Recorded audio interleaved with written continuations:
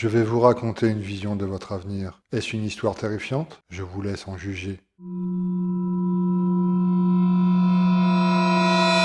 Le petit rosier du jardin n'a pas supporté la pluie acide de cette nuit. Ces averses mortelles sont de plus en plus fréquentes, mais acceptables pour les pays unifiés. Hier soir, au journal de 20 heures, le secrétaire des pays unifiés a rappelé avec énergie la ligne directrice du gouvernement. Pour la nouvelle année 2121, nous devons impérativement vivre avec ces changements climatiques. Un peu plus loin dans son discours, il a rappelé la grandeur de l'égalité obligatoire.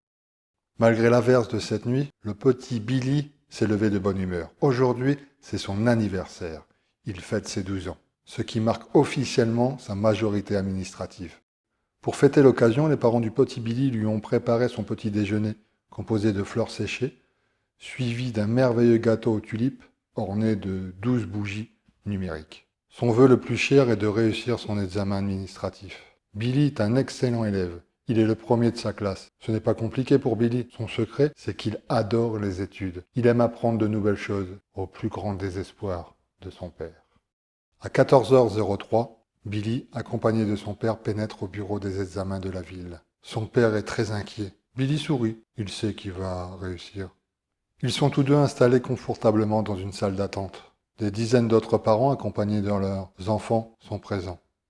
Une dame en blouse blanche pénètre dans la salle d'attente. Elle prononce le prénom de Billy. Billy se lève immédiatement et suit la dame en souriant. Une heure plus tard, la dame revient dans la salle d'attente. Elle est seule. Elle tend au père de Billy une feuille de format A4. Le visage du père est inquiet. Il prend le document. Ce sont les résultats de l'examen. Il lit avec angoisse. Nous sommes en regret de vous annoncer que votre fils a échoué à l'examen. Nous avons décelé une intelligence supérieure. Il sera donc, comme la loi l'exige, incinéré mercredi en 8.